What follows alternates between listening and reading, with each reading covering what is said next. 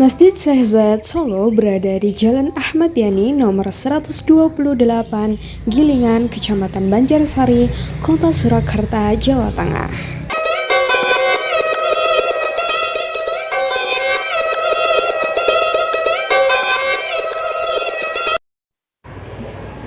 Kembali lagi di Masjid Syekh Zayed Solo diresmikan oleh Bapak Gubernur Indonesia Bapak Joko Widodo dan Presiden Arab Emirates yaitu Rasyid Bin Zayed Al Nahyan pada 14 November 2022.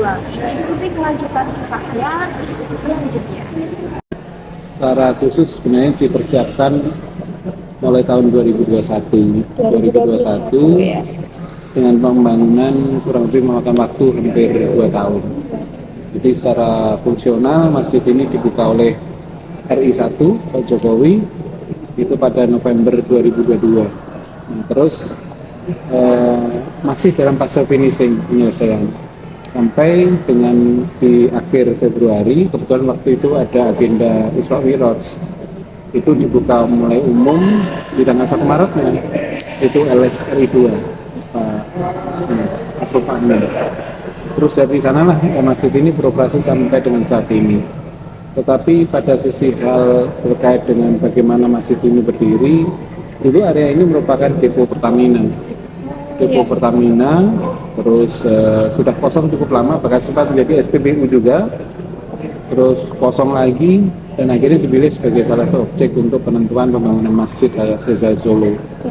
Kalau secara investasi tentulah ini adalah joint committee 2 negara, di mana pemerintah RI dan didampingi juga oleh pemerintah WA, Uni Emirat Arab.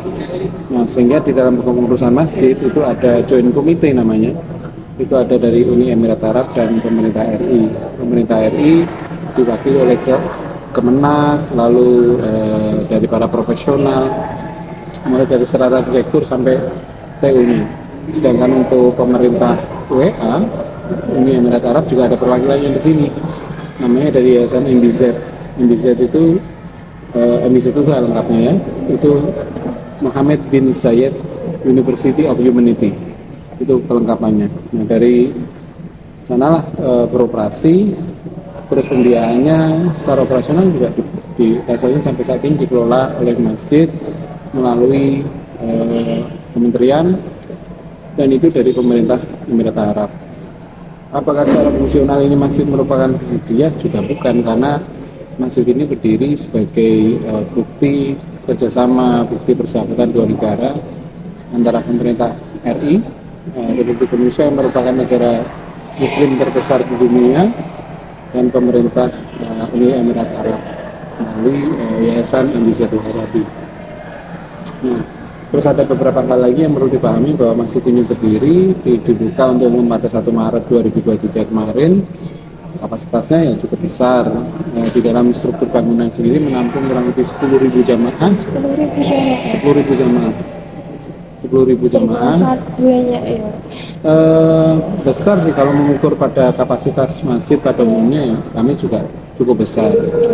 Nah, terkait dengan desain dan sebagainya, mungkin masjid ini saat ini melekat pada green mosque atau masjid yang dikonsep hijau, dengan environment atau lingkungan yang cukup besar, tetapi lebih dominan pada pertamanan.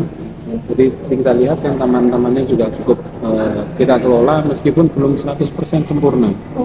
Lalu sistem pengelolaan air, di mana air hujan juga kita kelola, nanti digunakan sebagai media atau untuk fasilitas penyiraman taman lagi kita kelola, dan seterusnya.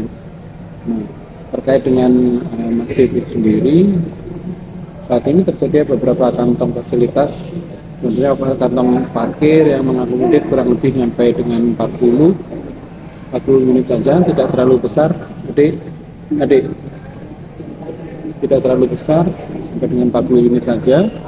Kalau untuk pembiayaan sih itu tidak dikenakan biaya, jadi parkir di dalam free parking. Oh, jadi kalau parkir di dalam tidak dikenakan biaya? Tidak dikenakan biaya. Kalau fasilitas di depan pagar ya mungkin tentu dikenakan biaya karena merupakan fasilitas yang dikelola mandiri oleh masyarakat setempat. Terus Terus hal lain yang bisa kami sampaikan secara operasional, eh, dikelola lengkap mulai dari hulu ke hilir. Hulu ke hilirnya ya dari security-nya, dari cleaning-nya, dari kebun, engineering-nya, pembersihan bagian ornamen gedungnya yang ketinggian sampai dengan pembasmian hambanya.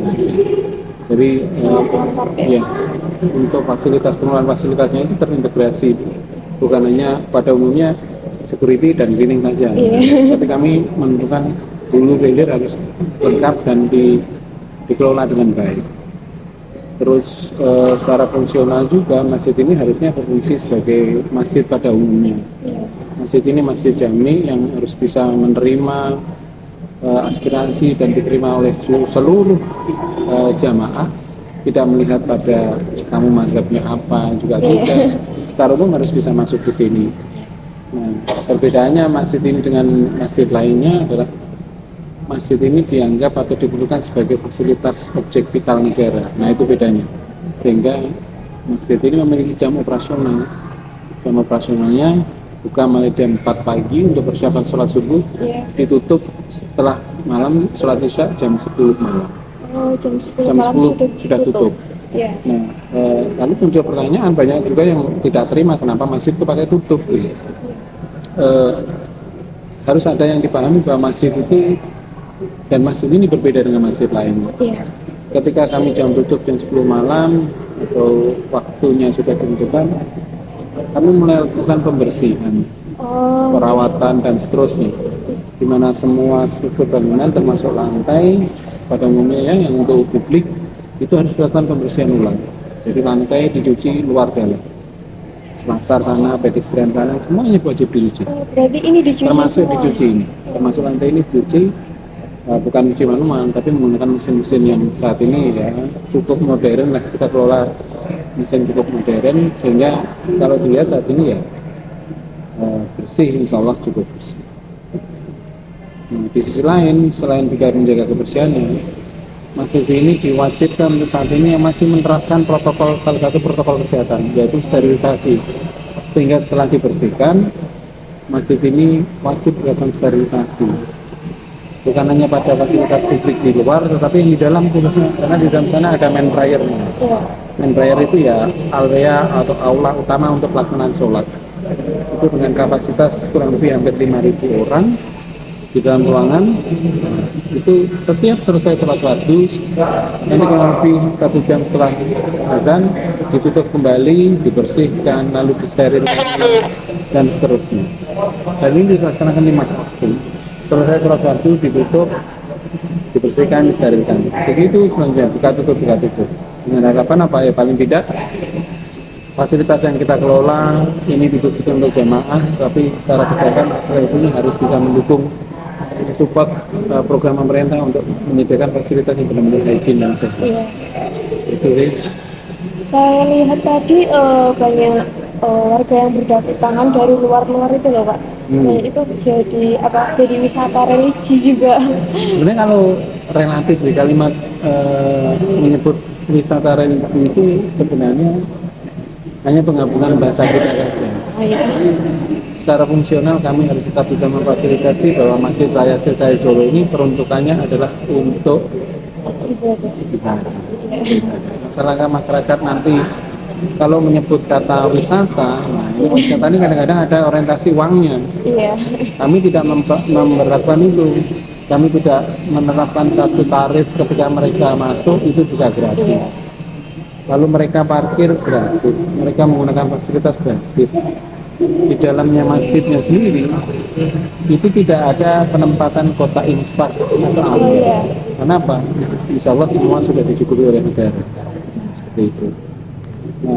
Nah, pemberlakuan kaidah atau norma di dalam masjid saya pikir sama semuanya. Wanita siapapun yang berkunjung diharapkan mereka menutup auratnya, berhijab. Yang pria diwajibkan untuk menggunakan celana panjang atau sarung. Ya, ini sebagai bukti bahwa kita harus menghargai masjid itu dengan protokol atau sesuatu yang memang dianggap sebagai norma masjid pada umumnya. Jadi Kita mengetahui informasi terkait Masjid Syekh Zayed Solo yang telah dijelaskan kepada Bapak Pengurus tadi. Selanjutnya kita ke fasilitas yang ada. Disediakan juga tempat penitipan sandal ataupun sepatu yang sangat murah sekali, dan di sini yang menjual tempat alat sepatu maupun tas. Masjid Syekh Zayed Solo ini selain menjadi tempat ibadah, masyarakat juga mempersepsikan sebagai wisata religi di Solo, Jawa Tengah.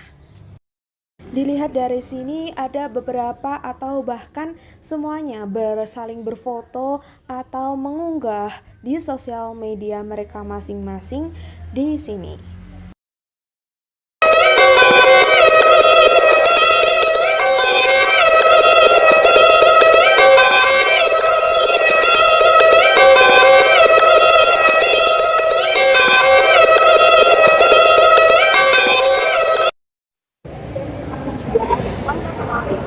Wanita sama perpustakaan yang menyimpan berbagai banyak buku.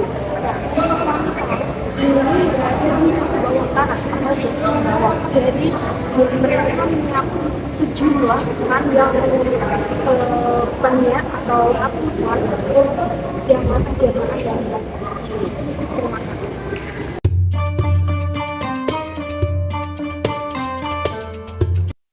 Perlambangan kedua bendera tersebut adalah bentuk kerjasama antara bangsa Indonesia dengan UAE, dibangun dengan mencontoh atau replika dari Sheikh Zayed Grand Mosque yang berada di Abu Dhabi, Uni Emirat Arab.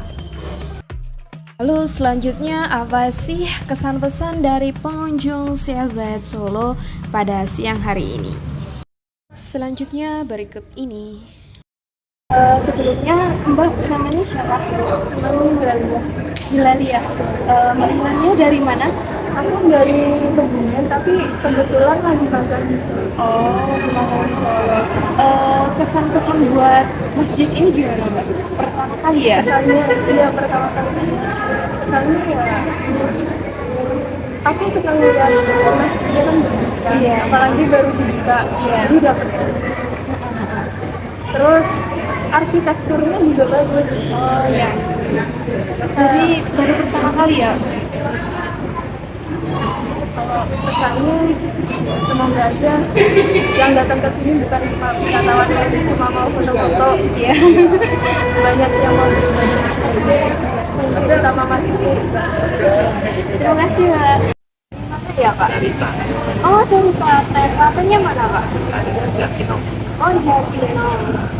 Pesan-pesannya di sini gimana Pak? Ya. Oh iya. Kenapa Pak?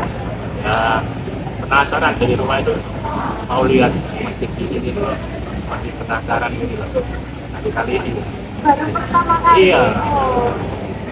Sangat besar banget ya Pak. Iya. Tahu masjid sini dari mana Pak? Ya, informasi dari kanan. Oh iya. Bersama saya perjumpaan kali ini, demikian informasi yang saya dapat sampaikan tentang Masjid Syekh Zayed Solo. Saya Nurul Hasanah, mohon undur diri dari hadapan semuanya. Terima kasih dan selamat sore, sampai jumpa beraktivitas kembali lagi.